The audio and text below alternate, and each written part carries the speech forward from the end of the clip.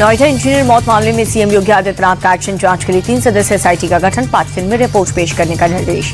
Engineer मौत में ताबड़तोड़ एक्शन प्राधिकरण के सीईओ को वेटिंग में डाल दिया। बीजेपी के राष्ट्रीय अध्यक्ष बने नितिन नवीन निर्विरोध चुने गए अध्यक्ष। नितिन के समर्थन में 37 नामांकन पत्र दाखिल। नितिन नवीन के नॉमिनेशन में बीजेपी सांसद राज्य के सीएम की मौजूदगी, शाह और राजनाथ सिंह भी दिखे साथ। बीजेपी सांसद अनुराग ठाकुर का बयान, नितिन नवीन का चयन युवाओं के प्रति हमारे कमिटमेंट को दर्शाता है। बीजेपी सांसद बैजंता पांडा ने खुशी जताई, कहा कि हमारे संगठन में जमीन से जुड़े कार्यकर्ताओं का सम्मान होता है।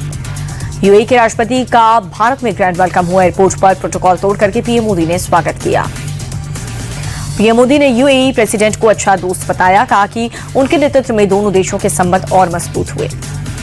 पीएम आवास पर भी दिखी दोस्ती की झलक। प्रधानमंत्री मोदी ने यूएई के राष्ट्रपति को पश्मीना शॉल गिफ्ट किया। गणतंत्र दिवस परेड के लिए किले में तब्दील राजधानी, चप्पे चप्पे पर फोर्स तैनात, सीसीटीवी से पूरे रूट की मॉनिटरिंग। केरल में यूडीएफ महापंचायत में शामिल हुए कांग्रेस नेता राहुल गांधी, कहा कि चुप बैठने से कोई भी देश महान नहीं बन सकता। बीजेपी ने बोलने की आजादी ही छीन ली।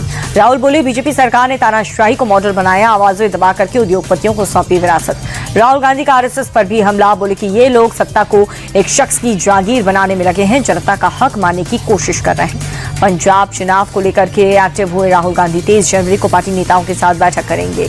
महाराष्ट्र निकाय में 29 मेयर पदों के लिए कैटेगरी के हिसाब से होगा सिलेक्शन।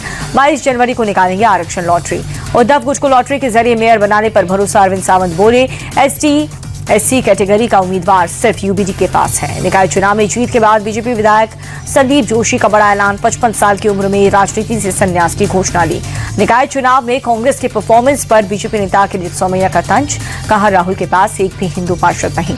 बंगाल में एसआईआर ड्राफ्ट लिस्ट में हटाए गए 1 करोड़ से ज्यादा मतदाताओं को दूसरा मौका। सुप्रीम कोर्ट ने दस्तावेज पेश करने के लिए 10 दिन की मोहलत बढ़ाई।